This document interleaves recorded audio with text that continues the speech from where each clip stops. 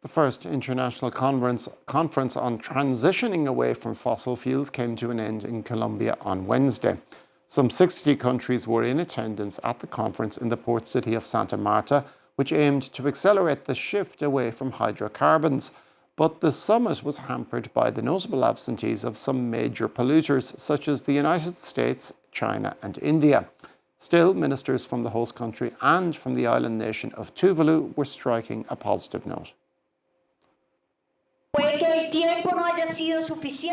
The time may not have been enough, but let us remember that this is not the end, but the beginning, the start of a new global climate democracy.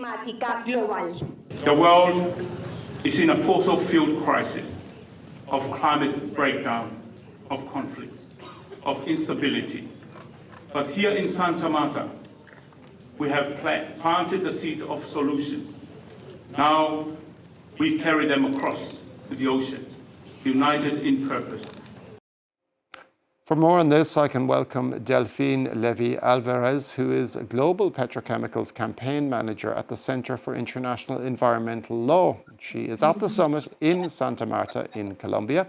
Hello, Delphine, and thank you very much for joining us today. What have your impressions been of the summit these past 3 days?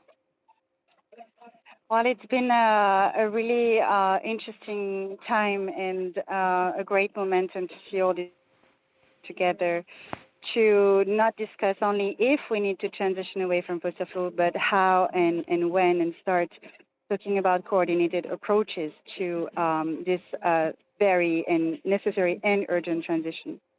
Now, this summit was focused on implementing directives and policies hammered out at the annual UN climate change conferences. How much progress can feasibly be made in this environment? Well, it's a separate process from the UNFCCC process. It's a pilot process where countries who are committed to this transition are coming together to discuss the way forward and how they can work together. The progress is already made in the process itself, in the sense that there were conversations about concrete points and concrete actions to take forward. Obviously, the road is long, and we have another rendezvous next year in the Pacific, because Tuvalu and Ireland offered to co-host the next conference. And there will be a lot of work in the meantime with scientists, academia, civil society, right holders, and governments to flesh out a bit more national roadmaps and global transition pathways.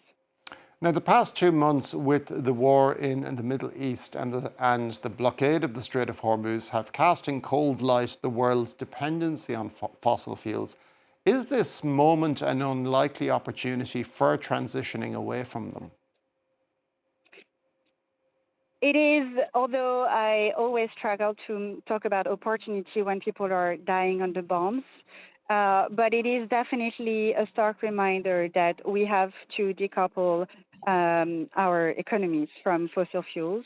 If I'm just taking the example of our food systems, who still currently highly rely on nitrogen fertilizers coming from ammonia, coming from fossil gas, and the blockage of the Strait of Hormuz is threatening the supply of nitrogen fertilizers. We need to decouple those food systems from fossil fertilizers, because the world deserves food sovereignty and more secured food access for everybody. Now, when we think of fossil fuels, at first we might think of combustion engines, but there are many byproducts of the industry and other ancillary products such as petrochemicals and plastics, which your own work is focused on. What are the green alternatives to these? Well, this is not just a conversation about changing feedstock, meaning replacing a material by the other.